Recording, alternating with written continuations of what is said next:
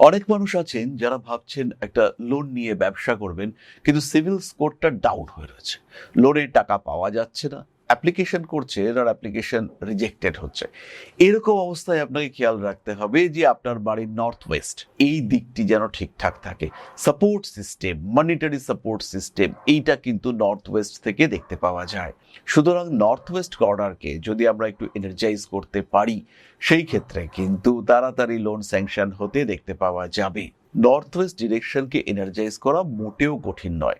একটু দরজা জানলাগুলো খুলে রাখার ব্যবস্থা, রেগুলার বায়ু চলাচলের ব্যবস্থা, সেটাই নর্থ ওয়েস্ট বা বায়ুকোণকে এনার্জাইজ করতে পারে।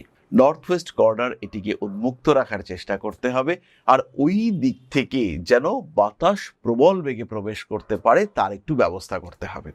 জানলা দরজা এগুলো খুলে রাখতে হবে, এবং ওখানে নর্থ ওয়েস্টের দিকে এই সময় মানি ব্যাগ, কাগজপত্র এগুলো রাখতে হবে, যাতে আপনি লোনটা পেয়ে যান।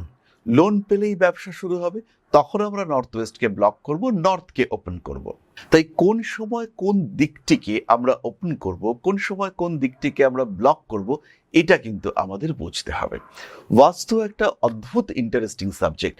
আপনার জীবনের ধারা তাকে পরিবর্তন করে দিতে পারে অ্যাজ এ সাপোর্ট সিস্টেম। আপনি মানুষটা কেমন বলবে আপনার জন্মকুণ্ডলী, আর আপনি মানুষটা কেমন আছেন এটা বলবে আপনার এনভায়রনমেন্ট। আর এই এনভায়রনমেন্টই হলো বাস্তু, যেখানে আপনার শরীর বাস করছে, যেখানে আপনি থাকছেন। অফিস হতে পারে, কলকারখানা হতে পারে, আপনার বাড়ি হতে পারে, আপনার বিকেলবেলা ঘোরার জায়গাটা হতে পারে, আপনার জিমনাসিয়াম হতে পারে। সব জিমে কি আপনার শরীর স্বাস্থ্য ভালো হবে? না। বিশেষ জিম যে আপনার মঙ্গলকে এনার্জাইজ করতে পারে, সেখানে কিন্তু আপনার শরীর স্বাস্থ্য বেশি ভালো হবে। কোন জিম নাম করতে পারবে সেটাও কিন্তু ডিপেন্ড করবে তার বাস্তুর উপরে। তাই প্রত্যেকটি কাজের ক্ষেত্রে যাই করুন না কেন, যেখানে আপনি স্টেবল হতে চাইছেন, যেখানে আপনি দাঁড়াতে চাইছেন, যেখানে আপনি পা রাখতে চাইছেন, সেই ক্ষেত্রটির বাস্তু সেটা পারফেক্ট হওয়া চাই। আমরা জলের মধ্য দিয়ে যখন যাতায়াত করি তখন একটা ইট খোঁজার চেষ্টা করি, কারণ আমরা জানি যে ইটটা স্টেবল, ওর উপরে আমরা পা রাখলে পরে পায়ে কাদা লাগবে না, পিছলে যাব না। সুতরাং বাস্তুও কিন্তু স্টেবল হতে হবে।